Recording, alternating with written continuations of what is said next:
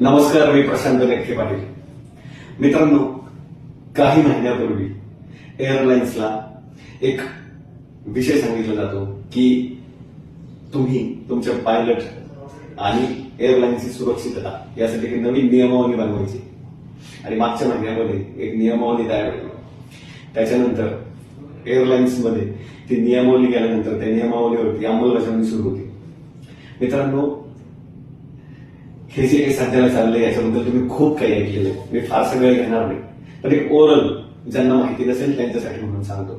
5 airlines आहेत आता. असा SI एक्सप्रेस, त्याच्यानंतर इंडिगो, स्पाइन जेट आणि अजून एक आहे.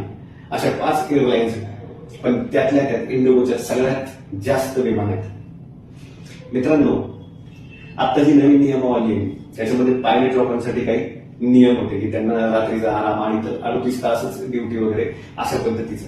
आणि अचानकपणे डोमेस्टिक फ्लाईटमध्येच हा प्रॉब्लेम जास्त दिसला आणि अचानकपणे पूर्णपणे एअरलाइन्स कॉलॅप्स झाली. त्याचं ते नियोजन आणि आपण बघितलं की त्या अडचणी आल्या. मला याच्याबरोबरच दुसऱ्या बाजूला एक लक्ष घालायचंय. एखादी प्रायव्हेट कंपनी जेव्हा इतकी मनोबलनी करून ठेवते, मला वाटतं 63.6% शेअर्स 100%पैकी इंडिगो एअरलाइन्सचे आणि बाकीच्यांचे उरलेल्या याच्यामध्ये.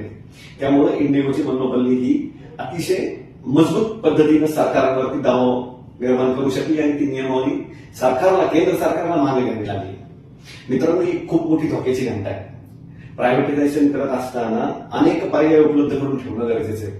नाहीतर भविष्यात, माझे शब्द लक्षात ठेवा मित्रांनो, भविष्यात अशीच एखादी घटना मोबाईल सेक्टरमध्ये घडेल यात मला शंका वाटत नाही. त्याचं कारण असं, तुम्ही बघा, काही वर्षापूर्वी 10 ते 12 मोबाईल कंपन्या होत्या आणि आज फक्त 3 ते 4च आहेत. म्हणजे जिओ असेल, एअरटेल आहे आणि आयडियाने आता कोणाबरोबर तरी कोलॅबोरेशन केलेलं आहे. न जाणो जर कधी एखादा सायबर अटॅक किंवा एखादा नेट अचानकपणे जर बंद पडलं तर इतकी मोठी असा प्रॉब्लेम निर्माण होईल. तुम्ही बघा, आज फोनमध्ये हॉस्पिटलची बिलं फोनवरनं देतात, UPI फोनवरनं जातं, सगळ्या पद्धतीची कामं फोनवरनं होतात, बुकिंग फोनवरनं होतं. आणि हे जर अचानकपणे काही तासांकरता जर ठप्प झालं तर भविष्यात फार मोठ्या संकटाला आपल्याला तोंड द्यावं लागेल. त्याच्यानंतर पुन्हा एक उदाहरण अजून सांगतो. सिमेंटच्या बाबतीतलं आपलं तिसरं संकट असण्याची शक्यता आहे. मित्रांनो, माझी सरकारला, केंद्र सरकारला विनंती आहे की प्रायव्हेटायझेशन नक्कीच तुम्ही करा, तुमच्या काही ज्या याच्यामध्ये असेल ते त्या पद्धतीनं, पण स्पर्धा तयार करा त्यांच्यामध्ये की जेणेकरून नागरिकांचं नुकसान होणार नाही. मला तरी असं वाटतंय. बघा तुम्हाला काय वाटतंय. मला